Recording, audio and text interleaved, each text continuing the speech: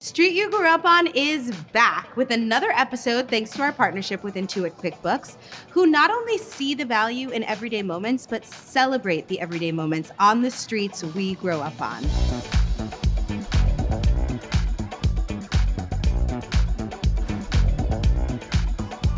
Today, we are talking to someone who became a strong, empowered, creative, Academy Award and Golden Globe winner, Tony and Emmy-nominated actor, singer, and dancer, all because of her upbringing on the streets of North Carolina. Ladies and gentlemen, my friend, Ariana DeBose. Oh my God! Oh my God, I love you. So I want to jump in. I want to respect your time. Okay. So I started having these conversations with people because my production company is named after the street in the Bronx that my mom grew up on. And so I wanted to create a space where I could talk to people that I love and admire and respect about the streets that they grew up on, because I feel like really we are all the lead characters in the stories of our lives, right? We are the protagonists. And so in this fairy tale of ours, the street you grew up on is like your once upon a time. Oh. It's where it all starts. So I want to learn the name of the street you grew up on by asking you your porn star name, which is your first pet and the name of the street you grew up on. So I guess my porn star name is Boogie St. John. I mean, that's epic. You guys, that's epic. Boogie St. John. I'm into being from the Boogie Down Bronx. Correct. I appreciate the Boogie St. John. Boogie St. John. Boogie was a cat, a dog, a rabbit. A long-haired cat. St. John's Court in Wilmington, North Carolina. I was born in Wilmington, North Carolina. And my grandmother lived in an apartment complex, St. John's Court. You lived with your grandma? Yeah, my mom and I lived with my grandmother from the time I was born till I was about 5. The women of my family, they really kind of functioned, especially my grandmother, my great-grandmother, and my great-aunt. They were Depression-era women. They knew how to save. They knew how to be frugal, but their home felt warm. Tell me about this apartment. What was the building like? What was the apartment like? How many bedrooms? Who lived there? I remember the outside aesthetic was giving beige.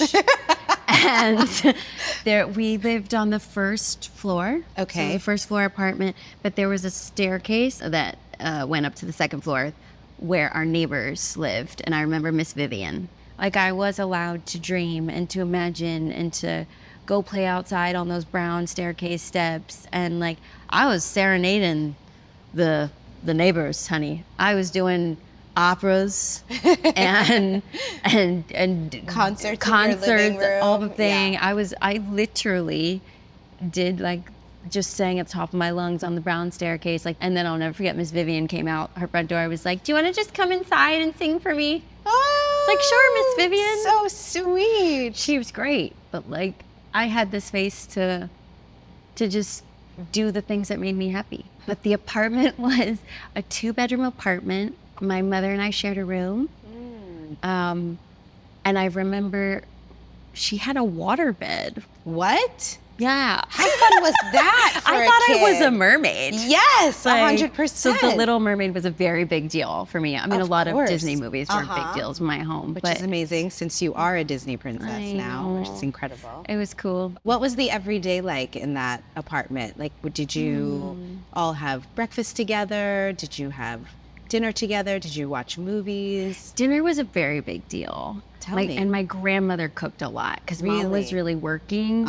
She's an incredible baker. Oh. So we would do spaghetti nights with cheesecake. What? Yeah. Homemade cheesecake? Homemade cheesecake. Wow. Really delicious. Did the house smell like her cooking? It always smelled like cake batter. Oh. Cake batter and cinnamon. Like that. Did you cook with her? I did. And I know how to make a few things. Like I still bake and cook. Every once in a while. It's like a therapy for me. I do it when I need to process. And some things that we made together, oatmeal raisin cookies. Yeah. I loved oatmeal raisin cookies or chocolate no-bake cookies. We used to do a lot of oatmeal in that house. That's healthy. Very. That's good. Fibrous. Love it. What kinds of music were they playing in your house that you were moving to? Was it jazz? Like, what kinds of music Oh, did your wow. mom and your grandmother listen to? Well, my mom was a big Whitney Houston fan, Amazing. which honestly really informed my own taste in music because I love timeless, big, dancey, feel-good styles of music. John Cicada was played in my household. Prince, mom loved her some Prince, but she would always skip over Darling Nikki because not appropriate for a child. My grandmother, though, a lot of 60s music.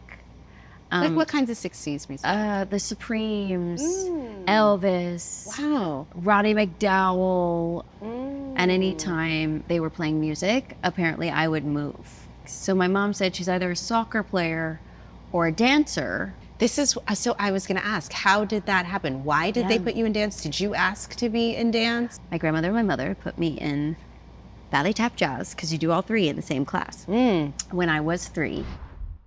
Did you have a sense growing up in this house that you were mixed race? No, No. I did not know.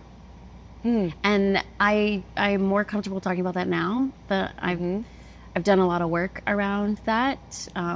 It's fascinating to me growing up in the Bronx was so different, right? But when I think about growing up in the South, to be so close to your grandmother and your great-grandmother, the context that they grew up in had to have been a racist context in some way, right? Very. And that you always just felt so embraced and loved is amazing to me. And I think it's 1 in a million, probably. My mother is white, my father is Afro-Latino, but I was not raised with his side of the family. What were you aware of first? Your identity as a person of color, and then you realized there was this thing called racism, or you were aware of racism and that sparked an awareness that you were a person of color? I think it's more the latter. Wow. Which also, like in my adulthood, I can very comfortably say like, wow, I was a naive child.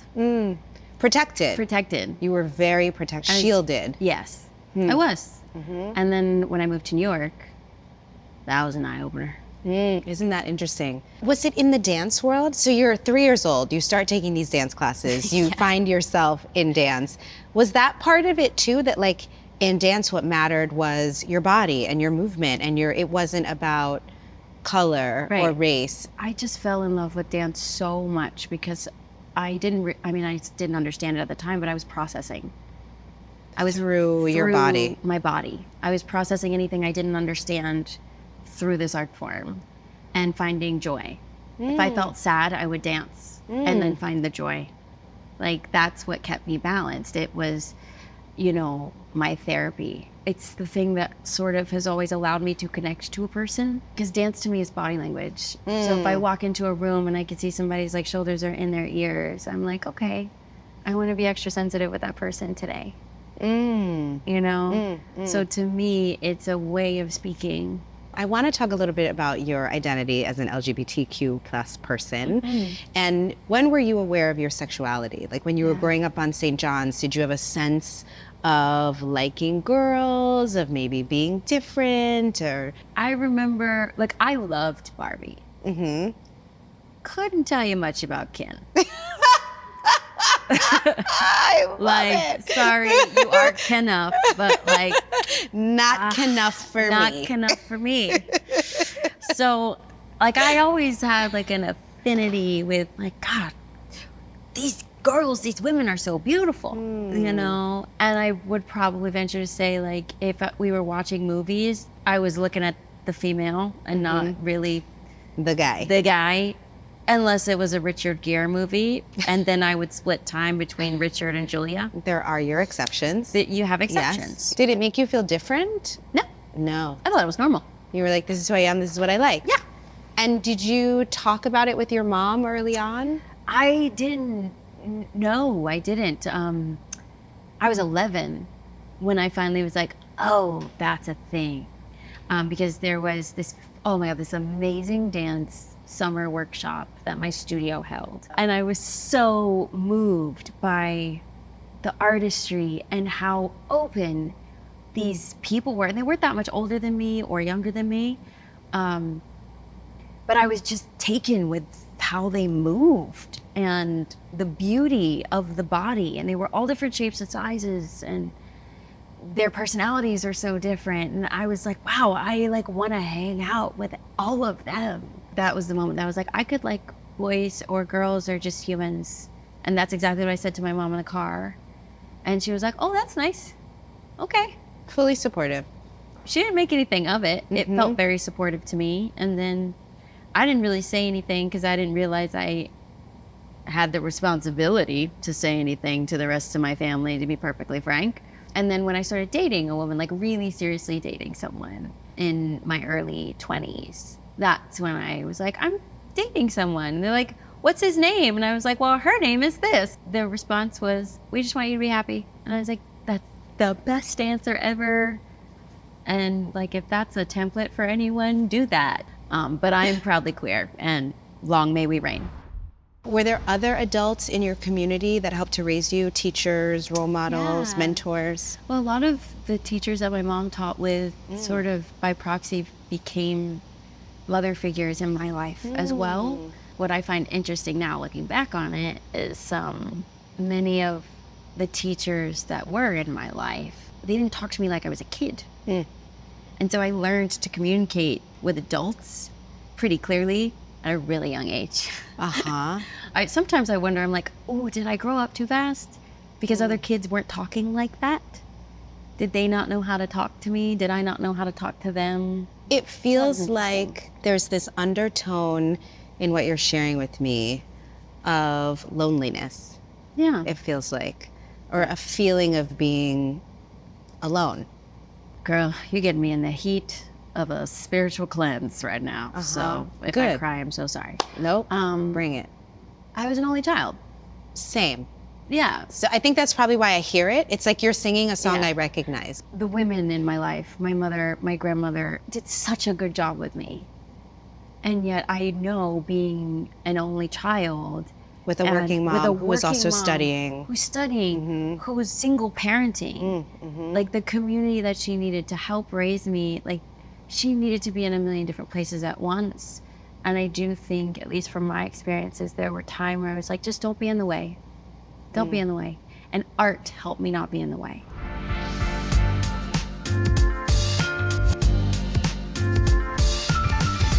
Can we play a little game? I love games. Okay, we have a segment called This or That. So I'm gonna give you two things that are kind of rooted in North Kakalaka culture. Okay. And then you'll tell me which you choose. Okay, I'm sorry if I feel... No. There's no right answers. There's no right answers. There's no right answers, no wrong answers. Great. So you just have to choose Carolina barbecue or fried chicken. That is an impossible choice, but it's hard. Okay. Because we make good fried chicken and excellent Carolina barbecue. But if in a pinch, Carolina barbecue, vinegar base all the way. Michael Jordan or Cam Newton? Michael Jordan. I mean, no hesitation. Duke or UNC? UNC. Why? My mom went to school there for a minute. Bluegrass or country? Okay, that's nuanced. It is. If we're calling Alison Krauss bluegrass, then bluegrass. But if you're playing Reba McEntire, I would probably say country or Darius Rucker. Wow. Like for me, it's real specific. Like that, it's hard. Artist specific. It's artist specific.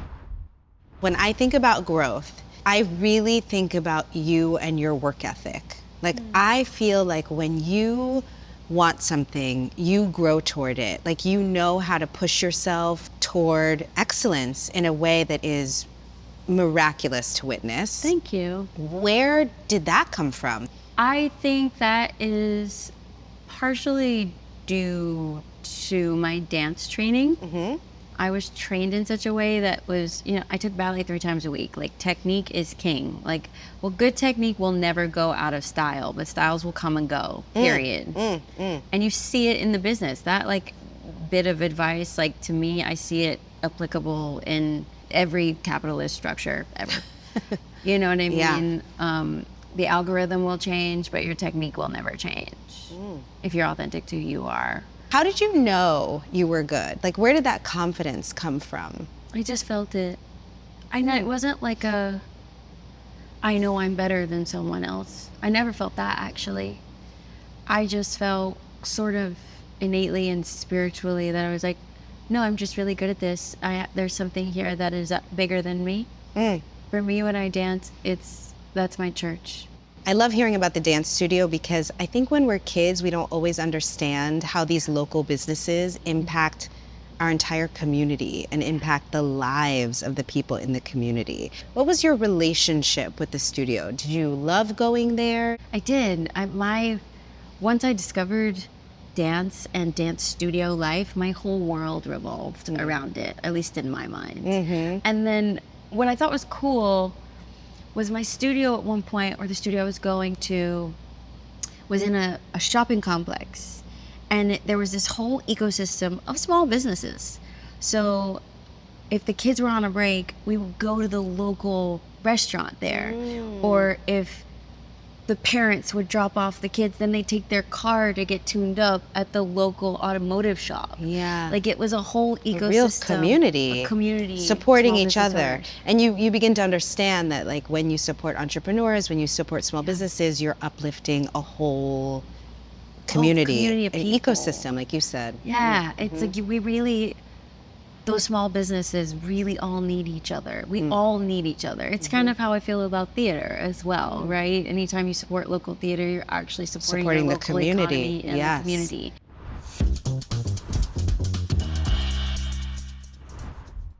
This season, because of our amazing partners at Intuit QuickBooks, we were able to give each guest $10,000 to give to a local business that's rooted in community. And you chose Covedoza. I did. And it's this incredible lifestyle brand founded by Afro-Latinas. Tell me like what that company means to you and why you chose them. I found them on the internet, found them scrolling on the gram.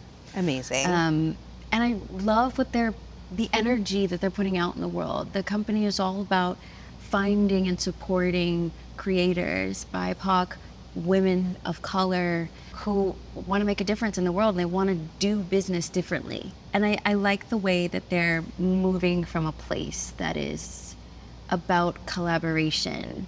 It's not necessarily about them as the founders. It's about finding these artists and helping them lifting them up, helping them build the products and design the products and bring art into the world. Hola, my name is Elisa Molina. I'm the founder and CEO of Covedoza, a Latina-owned lifestyle brand located in Atlanta, Georgia, focused on inspiring women through art. I want to take a moment to thank Kerry Washington and Ariana DeBose for awarding Covedoza $10,000 in partnership with QuickBooks.